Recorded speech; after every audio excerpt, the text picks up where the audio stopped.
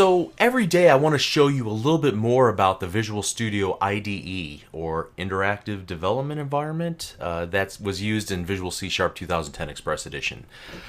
Today I'm going to kick it off by showing you several things about the IDE. Actually, in a previous video, we already noted a couple of the major areas. The Solution Explorer, the Start page that opens up whenever we initially load Visual C# 2010 Express Edition, and a little bit about the toolbar, a little bit about the menu. And in this video, we want to tack on a few additional features that should help us immediately discuss the code as we continue on learning C#. So the first thing is IntelliSense. Let me do this. I'm just going to get rid of this line of code by selecting it and then hitting the delete button. Now I'm going to start typing again, CO, and notice there's a couple of things that happen. Underneath where I'm typing, there's this window that pops up with a highlighted word, and as I type, a little explanation pops over, a little tooltip off to the right hand side. This little window underneath what I'm typing here is called IntelliSense. So the beauty of it is there's a couple of things. First of all, it shows me what my options are, and it helps me spell things correctly. The other cool thing is that if I use any delimiter, I know I'm going to hit a period after console, right? Or I could hit a space bar. But let's say I hit a period, it'll type out the entire word for me like it did just there. So I can save a lot of keystrokes. And you'll notice, as we talk about the code window in particular, that developers get very attached to their interactive development environments, to their IDEs. And they want to be much more efficient with their typing. Maybe you can think of it as laziness. I like to think about it as efficiency.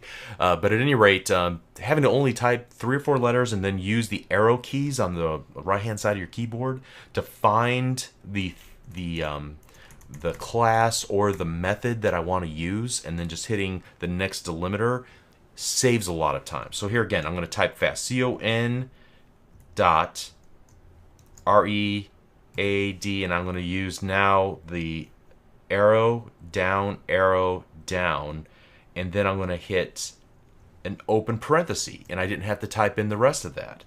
And then I'm going to hit close parenthesis, and it's as easy as that to type in lines of code. So IntelliSense gives you all of your options, contextually sensitive to what you're working on right now. It wouldn't show read line right here. Let me start typing read line. See, it doesn't find anything. Why not? Because it knows that you can't just call a method without calling its class.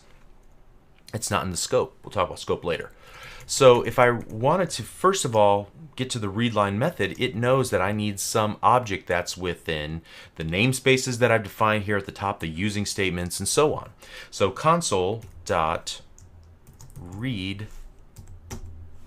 line. And there you go. The other thing is you kind of saw the tooltips already working in conjunction with IntelliSense, but you can use that feature anywhere. I accidentally hovered over something right now, and we can see class system.string represents text as a series of Unicode characters. Cool. If I hover over WriteLine, gives me the method definition for WriteLine. So it's void. We'll talk about void later. Console.WriteLine. Got it. Passes in a string value. There are 18 overloads, talk about overloads later, but it writes the specified string value followed by the current line terminator to the standard output stream. Huh? Okay, so tooltips aren't always extremely helpful, at least when you're getting started. It's too bad that they don't have another set of tooltips for beginners, but we'll just have to make do of this. All right, so at any rate, gives you some tips and some ideas about what it is that you're hovering over, especially helpful when you're looking at other people's code. Okay, we'll come back to this later because I'm going to use that a lot. Navigating through other people's code or your own code to find what you're looking for. All right, so the next thing is at the very bottom of the window, you can see that there's ready in the left-hand corner, prompting us and saying, okay, we can work with the IDE right now. It's not busy doing something. And then some other information off to the right-hand side, what line we are. So as I use the arrow keys on my keyboard to move up, and you can see that line number goes from 12 down to 13, down to 14, down to 15, and so on. Additionally, the column number, it shows me what column I'm currently on. And in this case, the character is aligned with the column, okay? And then also to the right of that is insert mode. You can change it up with your keyboard options depending on what keyboard option you have selected. So at any rate, some information about where you are. Again, important if somebody, say, the lead programmer on a project says we're not going past column 70, just in case we have developers that have smaller screens, and so format all your code so that it fits in within the first 70 columns. Not as important anymore, quite honestly, but still available there. Just wanted to point that out as a feature of the IDE. Okay, so line numbers are pretty important though, because when you have errors in your code, it's going to point out, what line number it's actually found on. You can see right here, line and column and so on. Another thing, whenever you're referring to code, like I'm going to do it throughout the rest of this project, I may say, hey, I know we have 100 lines of code here. Take a look at line 13, and I can highlight it, but it might be easier, especially if you're following along yourself, to look at line 13 in your own project, right? But we don't have any line numbers. How do you know other than to look over here and see that we're currently on line 13? Well, what we can do is change up some features about the main area, this code area. I'm going to go to Tools menu and select Options. And now if you go down to the text editor portion and we go to the C# option and I expand that, you can see that we have lots of options with regards to how the IDE behaves itself. One of those options are line numbers. Now you might have this deselected. I think that's the default setting. So we might only see this, and when we select it, you're like, well, I don't see what you see on your screen, Bob.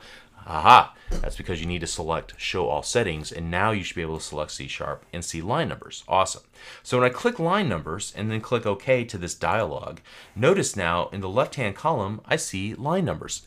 Again, the C# compiler, the .NET Framework class library, the .NET Framework runtime, all those components, they don't care about these. This is purely for us, for reference purposes, and we should use this tool as often, and I would highly recommend that you take a moment and turn that on in your own IDE. Okay, so there are other options that we can set as well.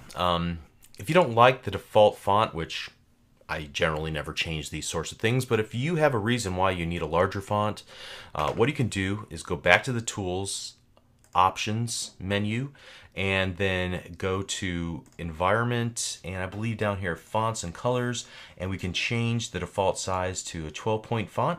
We can change the color, the background. You know, some people nowadays love to change up the colors from white background to black, and then from the item foreground, let's just go white and then click OK. And so it's definitely a different look. Some claim that it's easier on the eyes. Honestly, not for me. I'm going to go back. Old habits die hard, and I've been doing this for a while, and well, I just like my white background with my black text. Back to normal. Phew. Okay, but you can make those changes if you want to. I like the 12-point font, especially since in the screencast I notice sometimes the definition for some of the words don't come out quite well. I think I'll leave it at 12-point. Hopefully it'll be easier to read. And if we have too much space over here, then I can always make it smaller. Okay, the next thing is that there's this little blocks here on the right hand side that correspond with the blocks of code. So we have this little block of code. We noticed in the previous video that it's a method. We can roll that method up and kind of get it out of the way. Again, in a simple example like this, not that important. It's easy for us to find what we're looking for. We only got, 16 lines of code, and 15 of those are really pretty templated. But when you have hundreds or thousands of lines of code and you need to navigate through them, sometimes it's nice to roll things up and get it out of the way. What you can do is hover over the ellipses and see a snapshot of what the code is that's rolled up underneath those ellipses. All right. Also, it kind of gives you this new thing, I think, in Visual Studio 2010, where you hover over it and you can see exactly what it is that's going to be rolled up by the highlighting. It's a very light gray, light bluish gray area that's combined, and that's again just helpful for rolling up. Okay, and the final thing I'm going to show you about the text part of the IDE for today is the tracking changes. visually, how can you see that you've made changes to the file and now you need to save your changes? If we were to crash right now, what would happen to all the source code that we wrote? All right, we only wrote a line or two of code in the last hour or so. But what if we wrote dozens or hundreds of lines of code? We don't want to lose that. As a visual reminder, as a cue to say to us, hey, you need to save, you can look at two places. The first is this little asterisk next to the file name in the tab of the current item that we're working with, or with any of the tabs that are displayed in the main area. The second sign to us that we need to save is the little yellow lines. You see there are green lines and yellow lines. The yellow lines mean we need to save. The green lines mean we're fine, we're saved. So it's a way of tracking changes. I'm going to click Save All, and you'll notice that the asterisk goes away in the file name in the tab, and then also we have all green lights in our left-hand column. Okay, so that does it. Again, every day I'm going to try and show you a little more tips and tricks with the Visual Studio IDE. Helps you be more efficient in navigating through your code, and visual cues to know what the state of the code is and how to type more efficiently using shortcuts like the IntelliSense and the delimiters, and using, as we hover over certain keywords and seeing the tooltips that pop up. All those things are very important. You'll use those throughout your tenure as a software developer. So I'm glad to present those pretty early on in the learning process to you. Okay, so we'll pick back up with C# in the next video. Thank you.